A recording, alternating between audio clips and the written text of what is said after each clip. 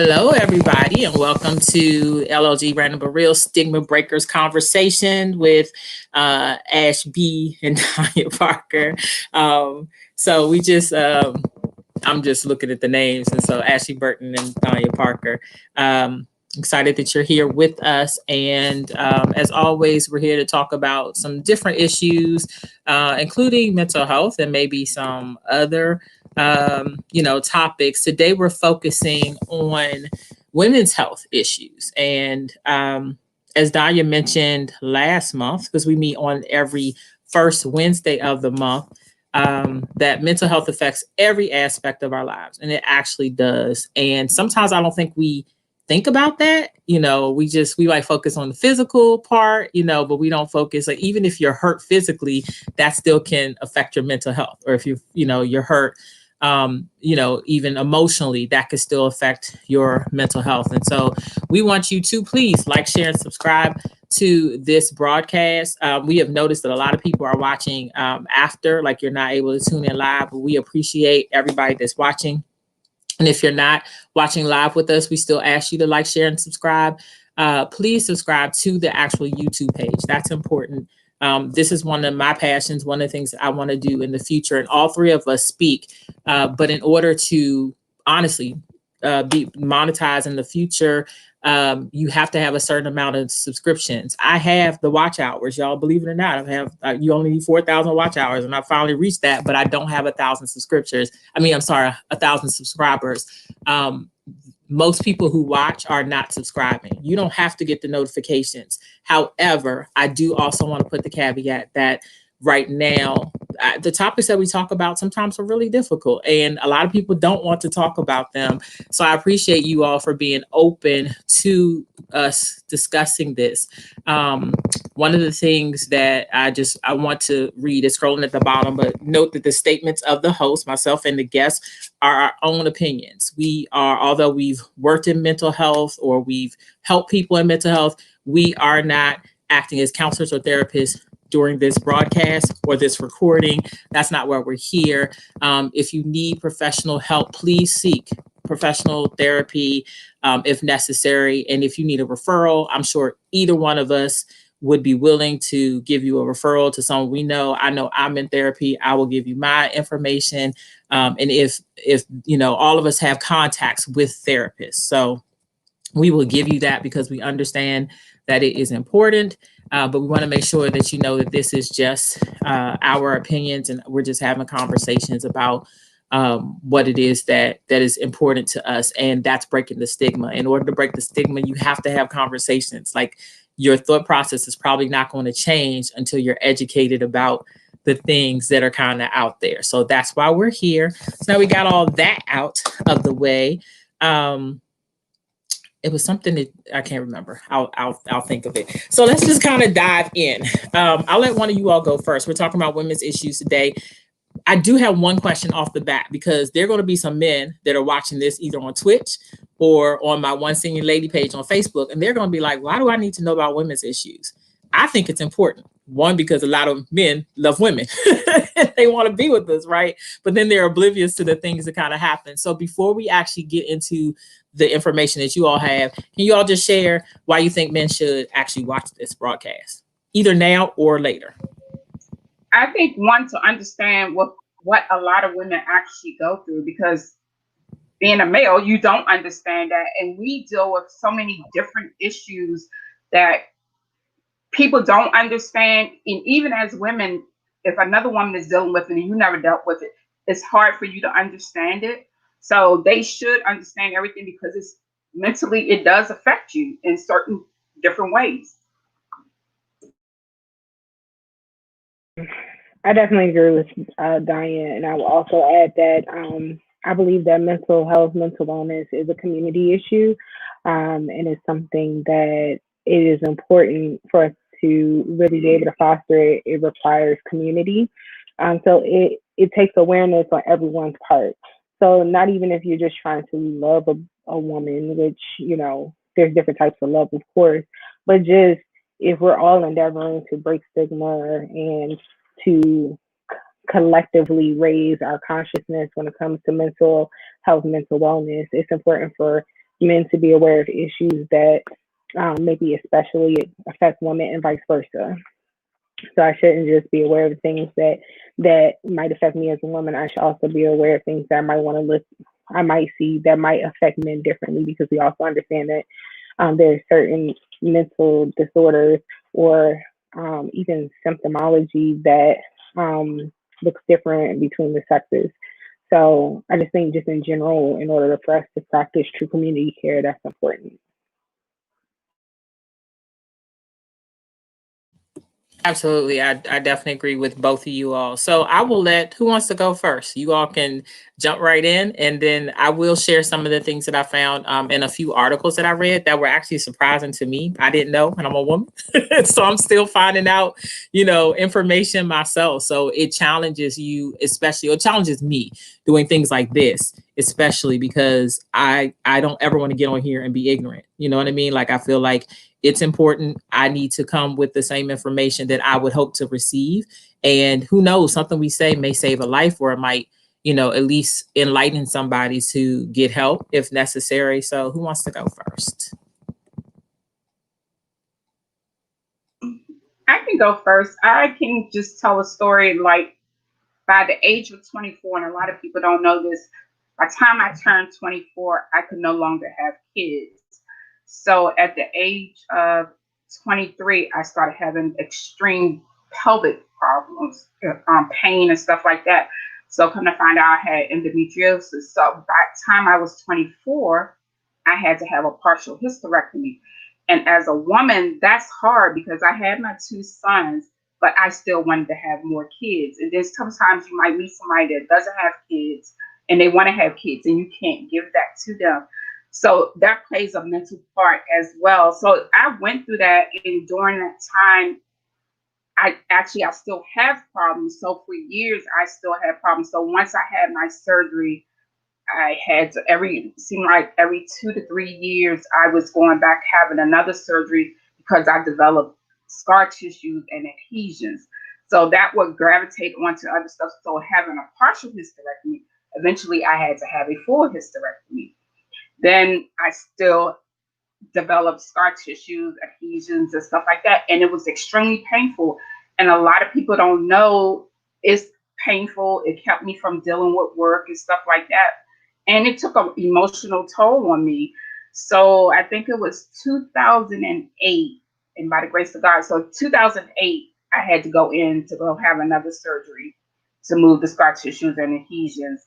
But this surgery was totally different. Even just by waking up, you could tell something was different and stuff like that. So they removed my appendix and part of my small bowel because it was so bad. So I was in and out of the hospital with dealing with that for 2 weeks. I still have a scar on my nose from the tube being in my nose, where my stomach, the fluids in my stomach was coming through my nose. So it was a lot, and it took a mental toll on me. And like I said, by the grace of God, since I had that surgery in 2008, I haven't had to have any more surgeries. But dealing with a lot of stuff like that, and people not understanding it, because like I said, with some women don't understand it either. Or why are you doing this? Or why are you doing that? It was a lot. It was extremely painful. So mentally, it took a toll on me. And like I said, I wanted to have more kids. So by 24, I couldn't have any more kids. So that's a lot. It definitely is a lot. As you know, we had a guest on, a few months ago that was talking about barrenness. If you all have not seen that episode, please go to One Single Lady on YouTube, and it's spelled out ONESINGLADY. And that I literally cried because I am 47 and I don't have any children, and I don't know if I can. And so that's something that it does bother me. I have fibroids. And I know that a lot of people have had the surgery, but I don't know about you all, but once you've had one surgery in just any area of your body, sometimes you just don't really want to have another one. And mine wasn't as severe as the first, like the surgeries that I had. It had nothing to do with my, the physical health or whatever. It was corrective in that sense, but it was needed because I was having pain with bunionectomies. And I woke up in the midst of that. And so I just really haven't been a fan of like any type of surgery. Been hesitant even when I got my colonoscopy a couple of years ago. And which is a whole nother thing, because a lot of, we talk about the men not getting it, but everybody needs to be getting colonoscopies. But as far as like the fibroids, I know people who've had surgeries and they came right back. So I already am hesitant about getting the surgery. Why would I want to go? So that's a lot to have to go through multiple ones, Danya. And one of the topics that I did look at, they were talking about gynecological health, fibroids, and then also talking about the difference between cervical and ovarian cancer, which is something, of course, that in breast cancer, we often talk about that. Ovarian is in the fallopian tubes, and cervical is in the lower part of the uterus. And so just even in those things, and then some people who develop those do have to get hysterectomies as well. I remember going to an OB. He was a Caucasian guy, and not that there's anything wrong with that, but just to see the difference. And I was maybe 35. I still wanted to have children. Or maybe I had just turned 40, which a lot of people are having children later now. And he was like, matter of fact, just have a hysterectomy. And I was like, I was pissed, honestly. I was just like, how you not even like, first of all, I'm dealing with this emotion of something of wanting to have children, and you're just kind of brushing me off just to go ahead and don't even ever think about the idea again, which brought me to being on birth control, because that's one of the things, that happens. And of course, that's an issue sometimes in the church too. But the reason, y'all know I'll be real about it. So eventually I ended up, because of my age and also because of high blood pressure and high cholesterol, they were like, you can't do regular oral pills anymore. So they gave me IUD, Mirena. Well, in my research, did y'all know they have this thing called Mirena crash, that when it takes out, it can affect you so much that you have mixed emotions. It said mood swings, fatigue, depression, partial cramps, atopic pregnancy, like all this stuff. This is like, so you did all this to not get or have a child or to have a regular cycle, and then you take it out. And then it's actually literally ruining relationships. I found a law office that's actually suing people because of this. Like, who knew? Like, that we go through so much. Yeah, some of the medicines, the side effects are worse than the disease. So it's really, really scary to have to deal with that. It is. It is. Did you want to say something, Ashley? Yeah, I just wanted to say, I am 33, haven't had the chance to birth a child from my body. But, I think I didn't realize, I guess, how widespread gynecological issues were really even in my own circle until I started expressing just in my small circle some of the things that I was experiencing. I recently been dealing with, irregular cervical cells. And so, like Lisa said, it could lead to some other things down the road. And it's something that my care team, my gynecologist, we're looking at, each year, making sure that it doesn't progress. But that's something that happened in 2009, starting in 2019, so 2 years ago. And I think that, it's one of the things that really, it can really play a role or really take a toll on your mental health when you think about something that's going on in your body that could possibly kind of snowball into something else that could take away something that you wanted your entire life, or you feel like that's something that you have wanted to happen for you. And so, even though right now, it's not at a dangerous space, it could morph into something more dangerous, and it could put me in a position where I'm not able to have children from my body. And so that is something that I've been dealing with. And, I actually started with my new therapist today. And that was one of the things that we discussed, because it's something that it's not actively in the forefront of my head, but I know it's 2021 now. So it's a new year. That means that I got to go to the gynecologist for my annual in a few months. And, what are they going to see this time? And so it's something, it's a, you know, and I don't think we also talk about the shame around some of it too, because when it first happened, I didn't even share, with my parents. I'm very close to my parents, and I know that they will be obvious, just very supportive as they've been with everything, and even prayerful with me. But it took months for me to share with them, hey, this is what's going on with me. Um, and it was still just like a very scary kind of um,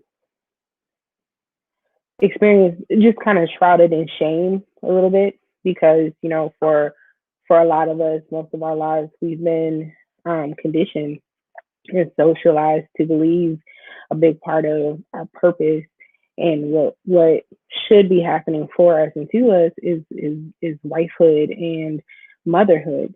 And so I think that it's good that we're talking about this, because it is something that a lot of women are having to deal with. I mean, I think it also plays a fact into when people mean well, but when they ask people, when are you going to get pregnant? When are you going to do this? When are you going to do that? You have no clue what people have to go through behind closed doors, and um, they're not obliged to explain anything that's going on in their lives. But you just don't know how your question can, open up a wound or pour salt into a wound, because, there are people, yes, there are people who, may not choose not to have children as a choice. But there are a lot of women, a lot of people who want to have children but are not able to, or having difficulty with it. And so there's a lot that comes along with these kinds of conversations. So I think it's an important conversation to have. Absolutely. I think, again, with that, the importance of having the pap smears, because I've had a few abnormal ones. And at first I'm just like, okay, what does that mean? Like, it freaks you out. At least it freaks me out. It definitely shakes you, or shook me. And I remember crying. It's already hard enough because the hospital that my mom died, my OBGYN is right next to it. So every time I go, it's almost like a trigger, just even being there. And, one of my friends was just like, well, you've been there before. Yeah. But that doesn't mean that it doesn't trigger me. You know what I mean? Like, I'm supposed to just be kind of over it and knowing or being apprehensive about the information that you might receive. The last time they were just like, we'll just wait. Like, right now you're good. We'll just continue, like I said, once a year and check it out and see if everything is good. But because I already have irregularities anyway, what I'm saying, in my cycle and stuff, it's just like there's always the thought, and you really got to kind of combat the thoughts that, okay, nope, if this is still supposed to happen, I'm still supposed to happen. I have age that's not technically on my side, but I mean, if God can give Sarah a baby, I guess he can do it for me too. And I try to think positive about that, but sometimes it is definitely difficult. But I think that that's why getting pap smears and getting mammograms are so important. Getting colonoscopies. It was not until you're supposed to be 45 if you're African American. I thought it was 50. That's what I had read before. No, my doctor, who happens to be Filipino, was like, nope, that's for Caucasian people. I was like, well, could I be Caucasian just for like right now?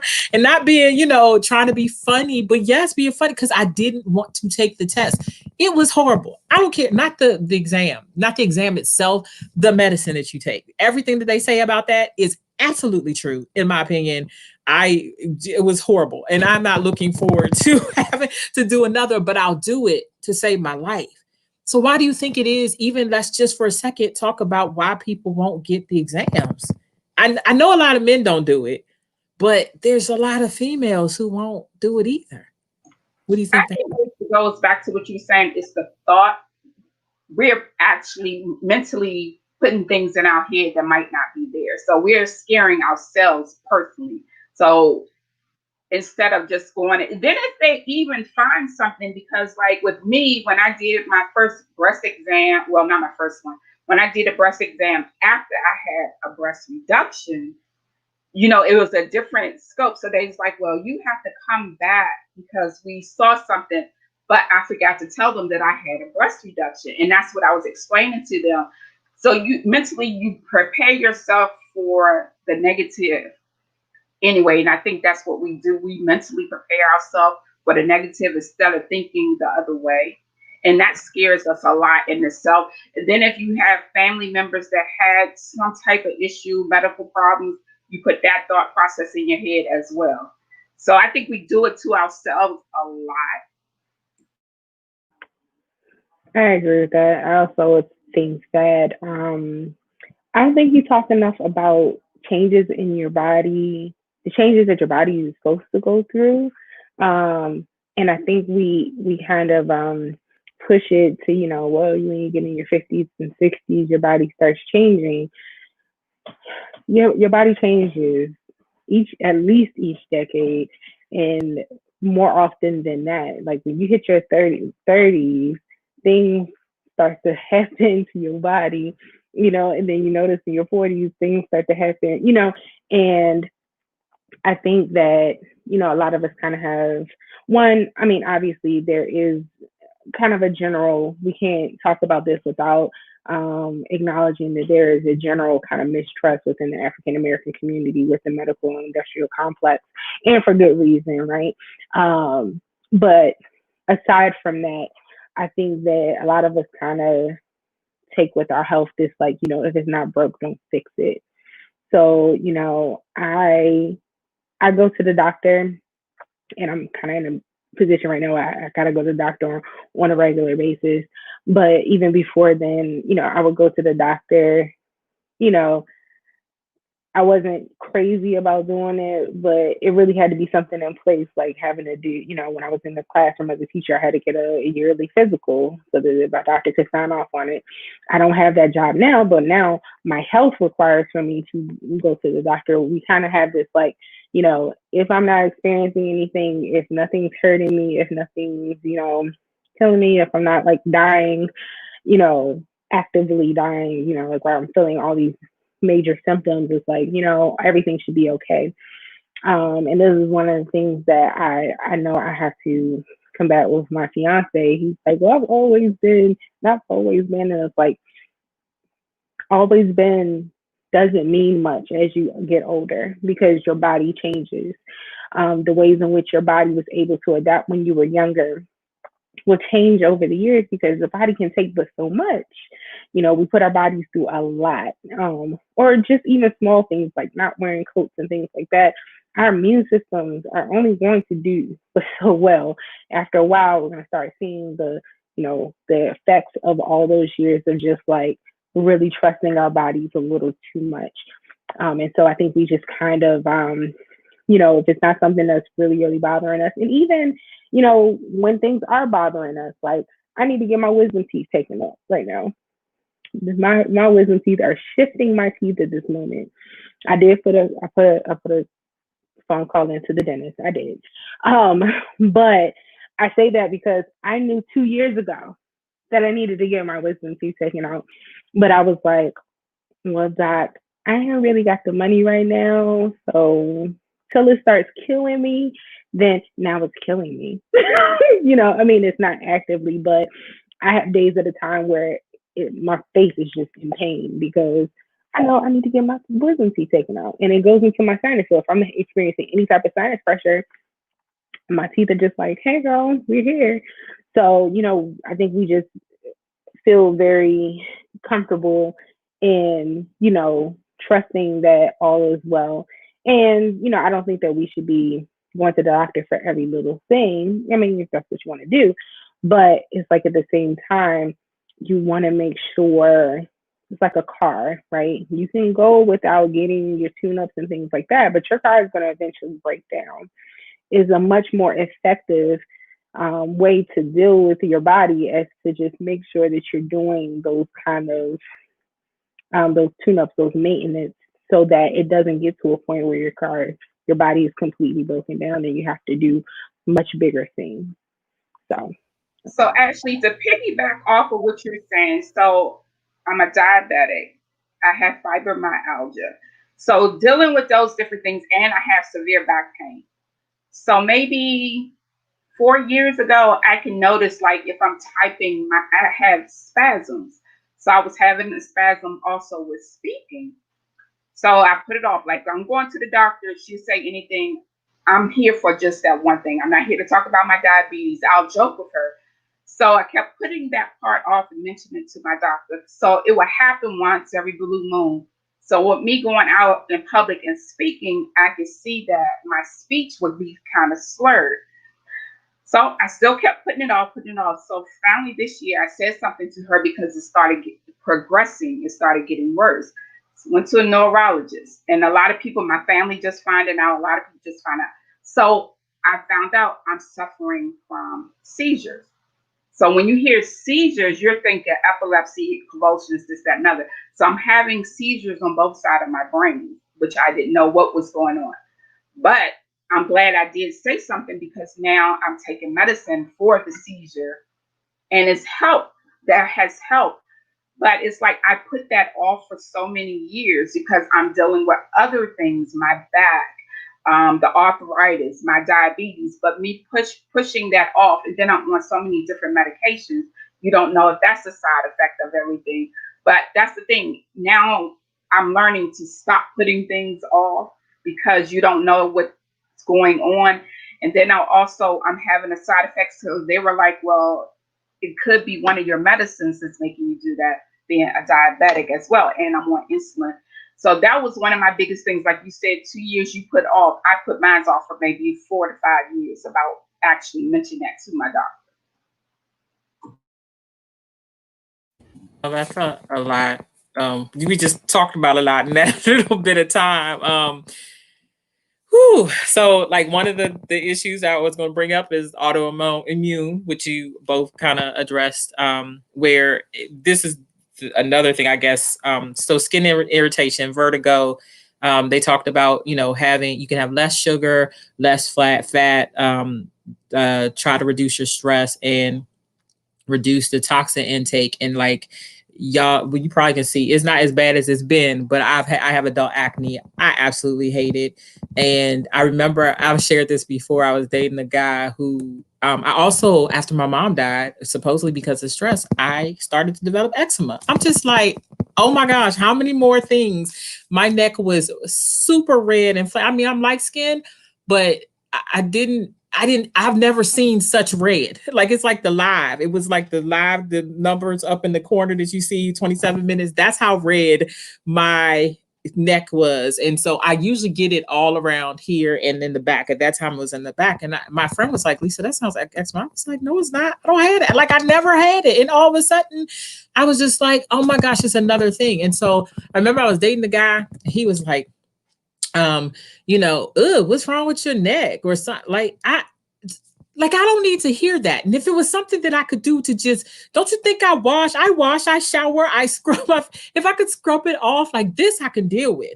It's been to the point where I call myself pizza face. I'm not talking about nobody else, my stuff. Like that was it was just like, just bumps everywhere. And the more stressed I am, the worse they are. So for me, it's not just soda or chocolate or whatever, but on top of emotionally eating, which is another thing that a lot of women do, all of it is connected. And it does affect my mental health. So we can't be on here and not talk about depression and anxiety specifically, which also I dealt with. I know whoever's watching this is just like, whoa, like, and yes, I still want to get married and I still want to be with somebody. And somebody's going to love all of the stuff that I've had to deal with.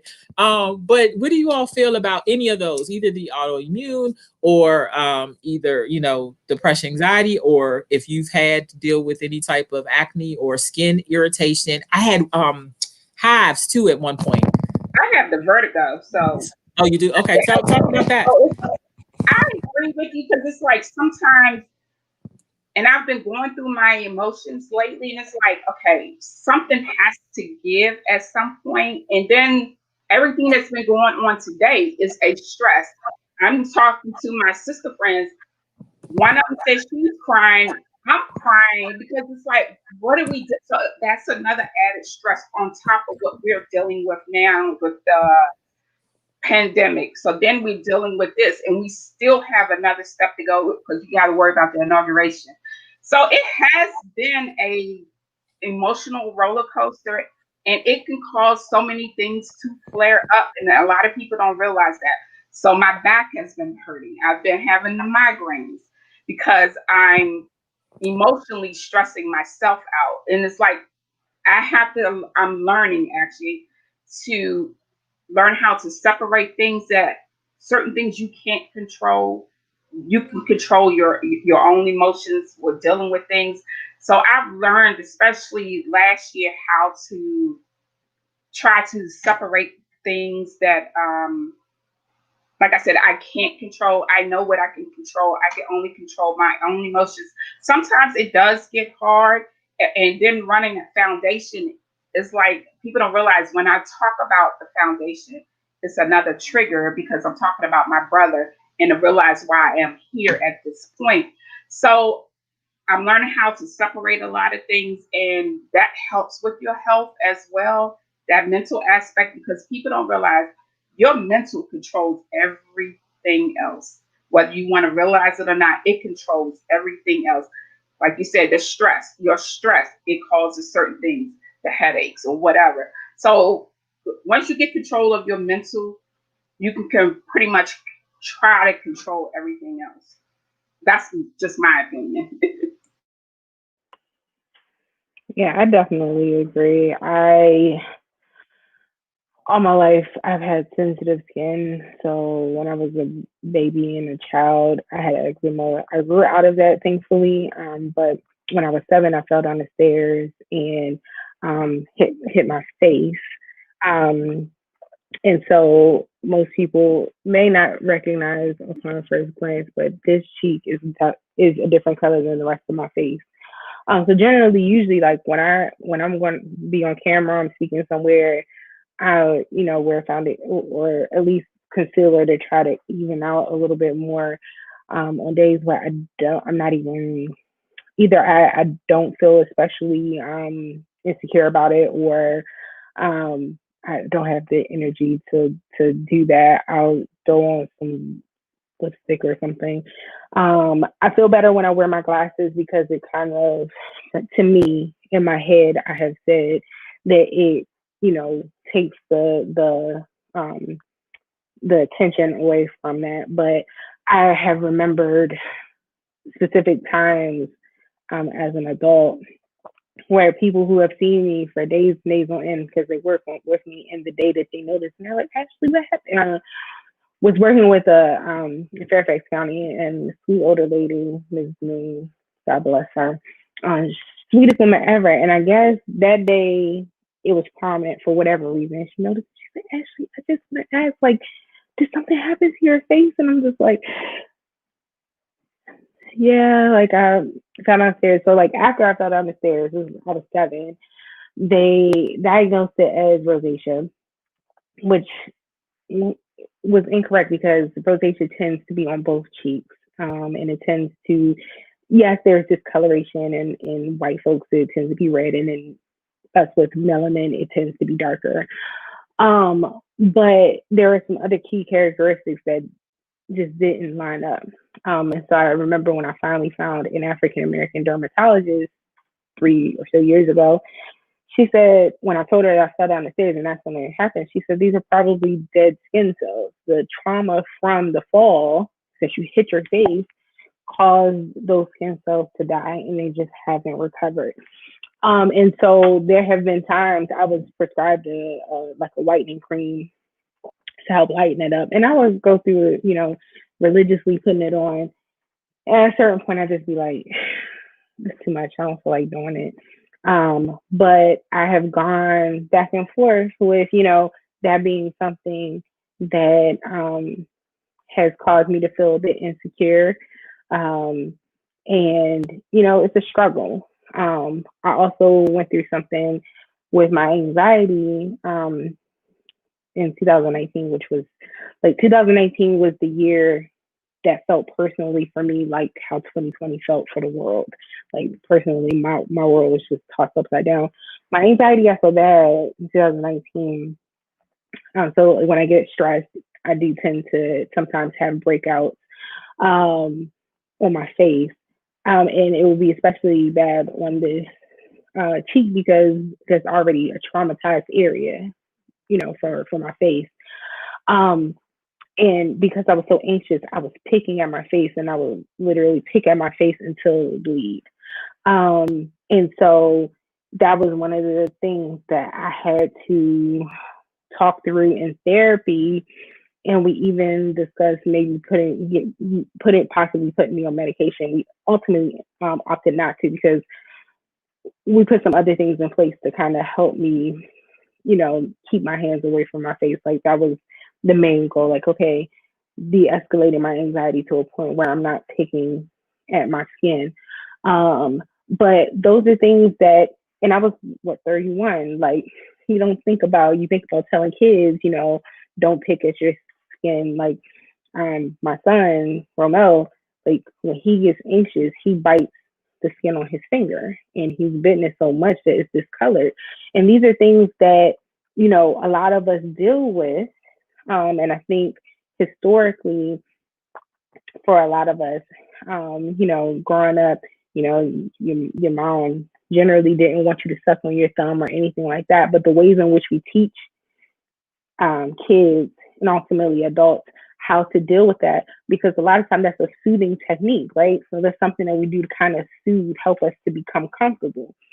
Well, hitting, beating, telling kids awful things to get them to stop this, it may get them away from that particular action, but they're going to replace it with another action. And so one of the things that I wish for us to do a better job at is recognizing, one, a lot of the things that we consider to be normal are not normal. They're stress responses. And so once we understand them to be what they are, how can we help this person move to a place where their coping mechanism goes from unhealthy to healthy? It's not that we don't want you to have a coping mechanism. Everybody has coping mechanisms. The coping mechanisms are inherently good, to help us to kind of, get back to a place of homeostasis. However, if a coping mechanism is doing more harm, then it's unhealthy, right? And so I think we need to have more conversation about coping mechanisms and how we can, really encourage people to replace. You have to replace a bad behavior or undesirable behavior, right? You have to replace it with something else. And so even with how we, deal with stress, how we deal with anxiety, how we deal with depression, the ways in which we see it, manifest in our bodies. For me, again, more like picking, but generally speaking, mine is more through changes in my sleeping habits, emotional eating, as Lisa mentioned, horrible. But even just for me, in this particular point in my life, it's mental fogginess, like forgetting things and just not able to concentrate, taking a long time in the morning to get myself to a point where I can pretend to be ready for work. Logging in and literally still needing to develop a whole morning routine after I've gotten out of the bed. So we need to talk more about those things, because those are real. And because we're living in an international pandemic, it's even more, it's collateral damage, right? I'm with you, Ashley, because me mentally just trying to get up and show up is really hard, and there's a lot of people that are dealing with that as well. Absolutely. I literally just told two of my coworkers yesterday, I'm at this place now in my life. Well, first of all, my cousin is a trainer, and he offered, and it's inexpensive. So anybody who wants a trainer, it's virtual. He lives in Florida, and he sends me the exercise, and he checks in with me once a week. And so far, so good. I was like, I'm scared because I know I need to lose this weight. I want to lose 30 pounds. And for some of my friends, they're just like, you're not fat. Like, yeah, you don't see, I can hide stuff really well. And you don't see what my scale says. And I want to be under 200. I will be honest and say, like, today I weighed in at 212, but yesterday I was 210. I just recently got a Fitbit because I'm a part of this program called Share Care. If you have Blue Cross Blue Shield, check with your insurance, Care First, and see if they have Share Care Scale Back. And so we meet weekly. So I'm actively doing things as I do better when I have accountability. And although I do have discipline for myself, my discipline just is better when I have somebody else to be accountable to. And I'm honest about that. I'm honest about my triggers too, which is, I think, is another thing that we do have to be. But anyway, so we get an electronic scale, a digital scale, and we get a Fitbit for free. And so I noticed, like yesterday, I got distracted, like right at the end of the night, and I stopped like 200. I had to reduce my numbers to 5,000 steps because in the house, I just don't get 10,000. It's just not going to happen. And especially because I'm not sleeping. Like I went to bed at 5 a.m. this morning, 5:30. And then insomnia is actually literally one of the diagnoses I have. And I was talking to my counselor about, and it's been like this for 3 years, y'all, to the point where now because of my Fitbit, it told me that I was awake when I thought I was asleep. So like I'm literally awake even when I've gone to sleep. And so I am like, oh, this is not good. Hi, Dr. J. Said great topic. Thanks for joining us. And I was like, this, how am I like, I'm thinking I'm sleeping for 7 hours. No, I was only asleep for like really 4.5 because my mind, and then the REM sleep has gone. REM has left the building. I don't know when it's going to come back, but I need to come back because I'm physically exhausted. So it got to the point where, 8:55. I had to be at work at 9. I'm rolling out the bed. And then when I had a break, because everybody gets a 15-minute break, that's when I would take my shower, get ready. But yes, I get and since my mom died, I forget stuff all the time. Like the trauma has now affected me to the point where everything has to be written down. I have notes for tonight because I didn't want to forget to make sure I mention everything because it's just, I know what I know, but I need something there. But then I also would use it as a crutch. You going to say something, Ashley? Right. No, and I just want to say, like, your inability to sleep affects everything else. So if you've got chronic illnesses cannot be remedied without proper sleep. And a lot of us are missing out on sleep. So it's almost like this, like, really ugly cycle. It is a really ugly cycle because if I can't get the amount of sleep, my body literally cannot do what it needs to do in order to fortify itself to be able to help me to push through all the other things. Yes, or even fight off diseases that are trying to. Exactly. Yeah, absolutely. Exactly. And this is the thing. We're educated. We know that.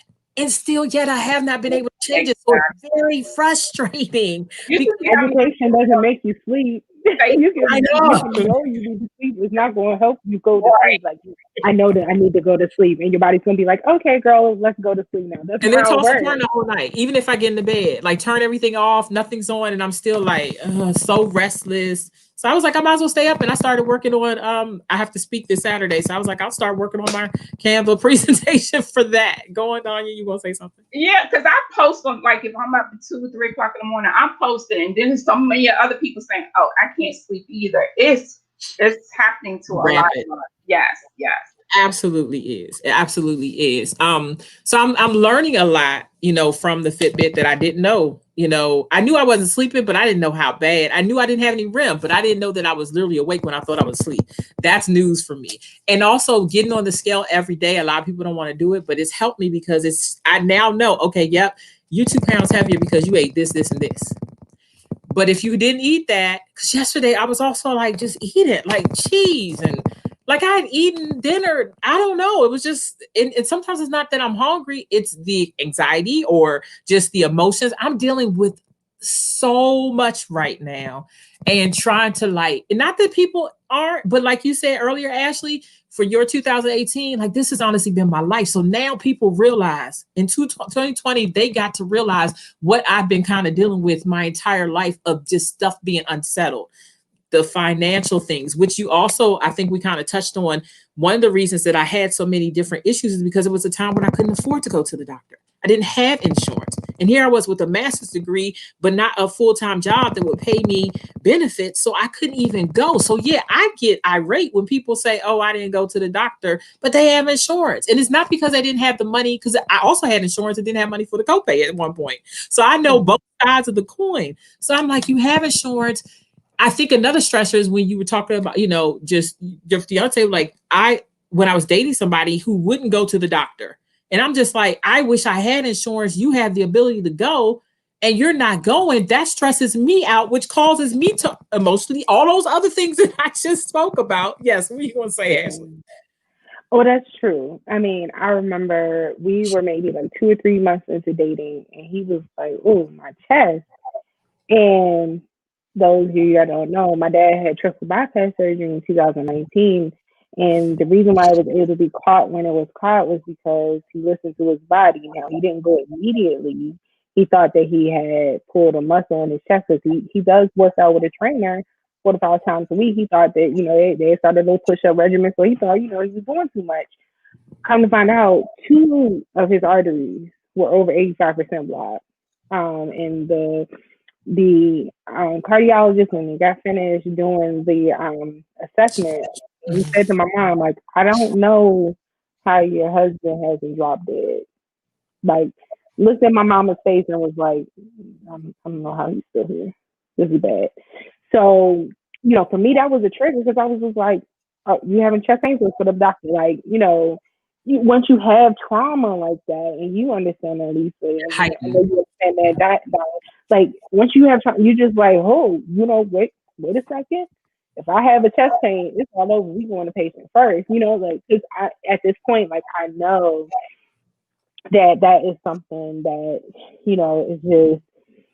it's important. And people have myriad reasons why they didn't go to the doctor again, why they can't, why they refuse to.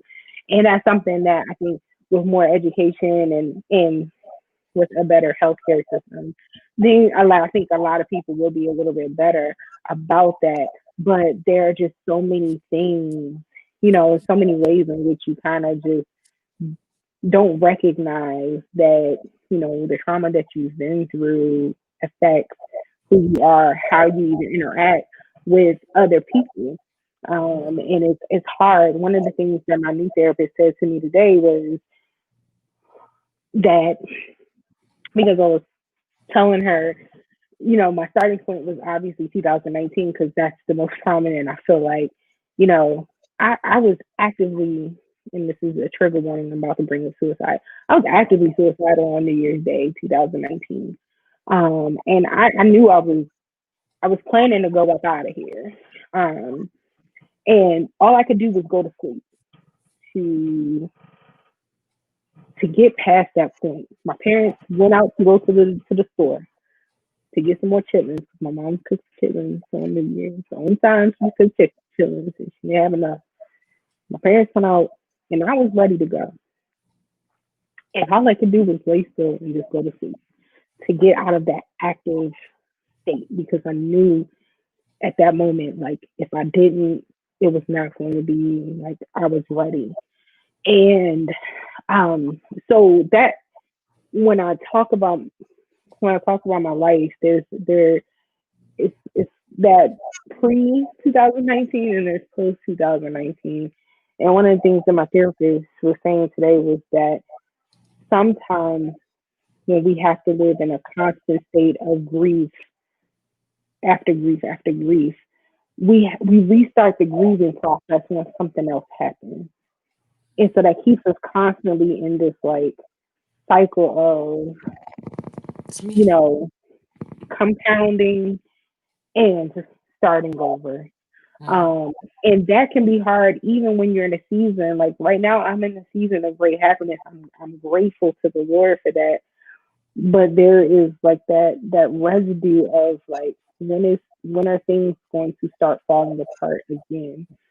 And I don't think we talk about how grief is not just a process, it is something that we put these unrealistic expectations on ourselves to get to this point by this time.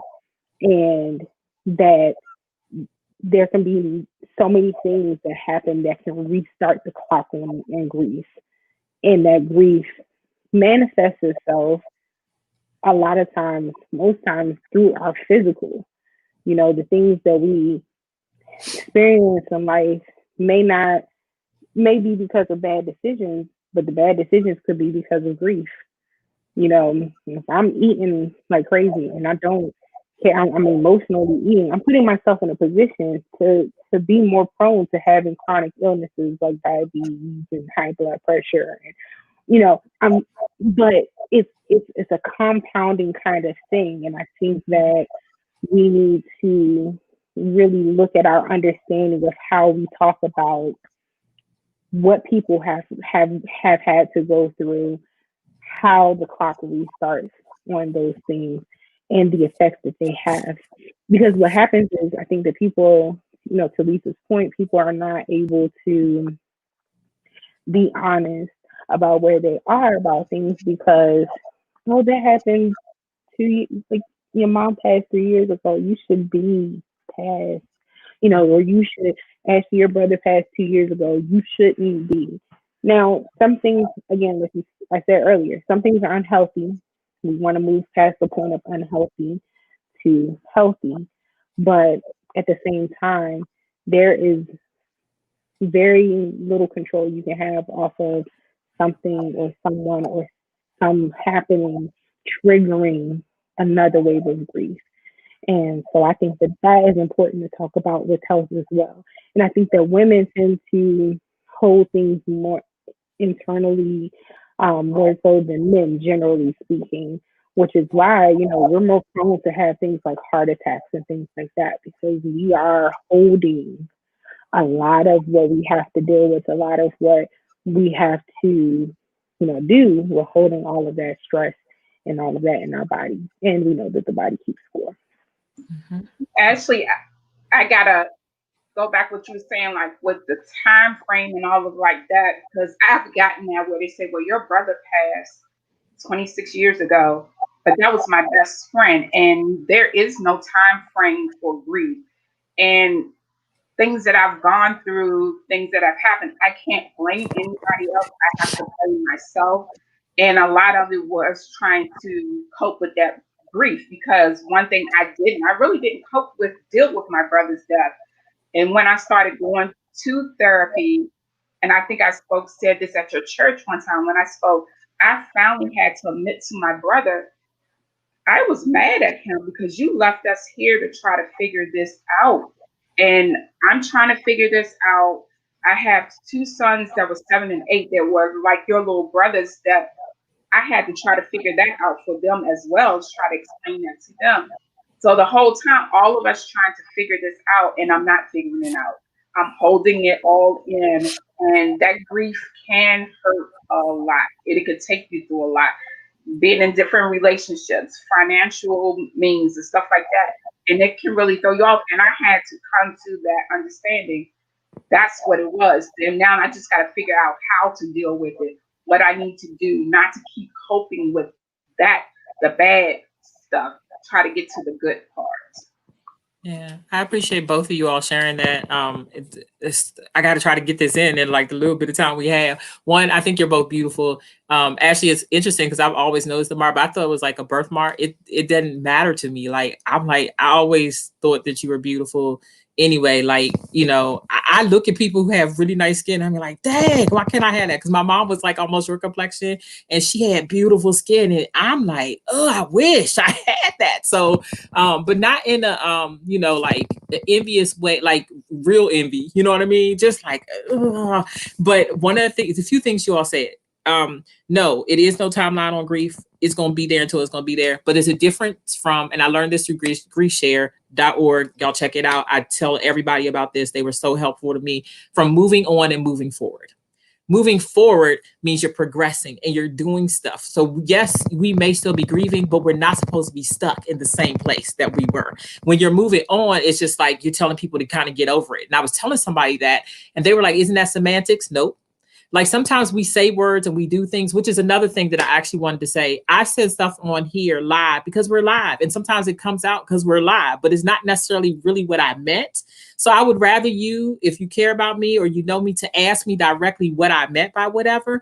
But even though this is not a Christian based forum, I still believe the Bible. And even if I'm sinning, I'm still going to tell you the truth about whatever it is that the Bible says, because that's my basis. Now, I might not be doing it. I'm being honest.